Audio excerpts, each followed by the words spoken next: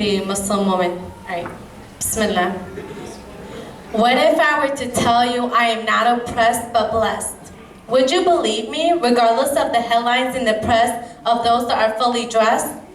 Or would you remain in a quest to prove that I'm depressed? I confess, I don't care to impress you or to wait for your validation. You can arrest me for not wanting to obtain the obsession to be possessed with the Western culture. But first, I have a request. I ask you to give me your full undivided attention, for I have suppressed my defense for too long. I suggest you listen to my ideology behind my attire rather than forcefully trying to undress me. Progression doesn't mean less clothes, for I have chosen not to show those who can propose.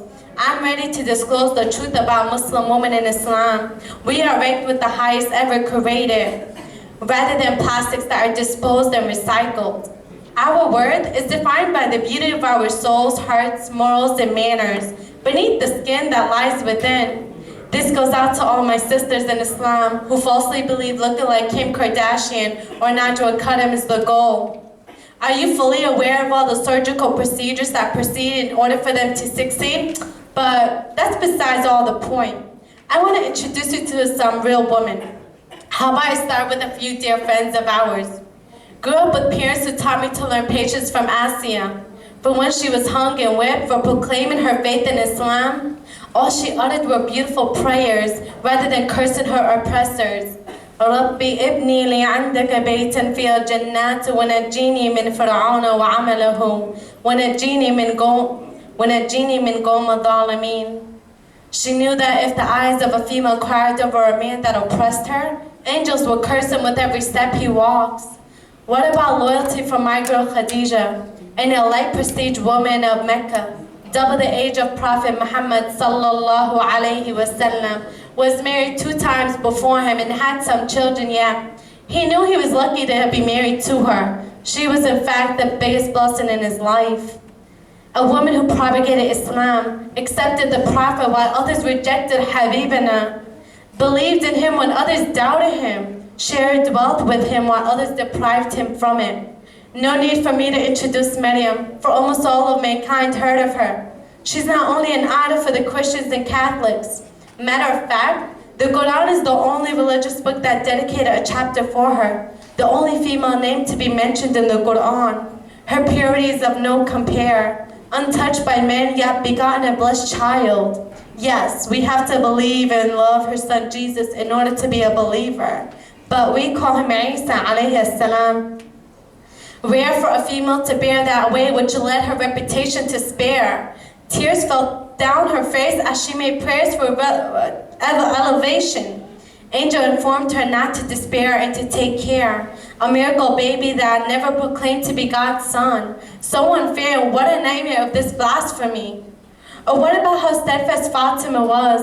Prophet was beyond proud to have a daughter like no other. She taught us the blissful rewards for being a female. But when she is a daughter, she opens the door of Jannah to the father. When she is a wife, she completes half the deen of her husband. When she is a mother, Jannah lies under her feet. Being a mother is the most difficult yet rewarding career, as many have come to realize. That explains why respecting and loving a mother is an obligation commanded in the Quran. أي والله بحبك يا أمي تامر على راسي وتامر على دمي لا والله الدنيا لا يسواكي. For every day is Mother's Day for us. If only everyone was fully aware and exposed what truly Islam represents and condones. The key to triumph, my dear sisters, is to be ready to dispute with logics and reasonings in order to diminish the ignorance. Simply walking away is no longer enough, just an avenue for repeated offenses. Change the negative stigma through educating the minds that are brainwashed. For imparting knowledge is the strongest weapon of a believer in a form of dawah. Example of a few ways to modify responses are: how come an Orthodox Jewish woman is viewed as following tradition?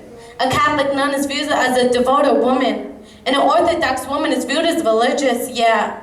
Us Muslims, we're viewed as simply as oppressed and submitted to tyranny. We are not controlled.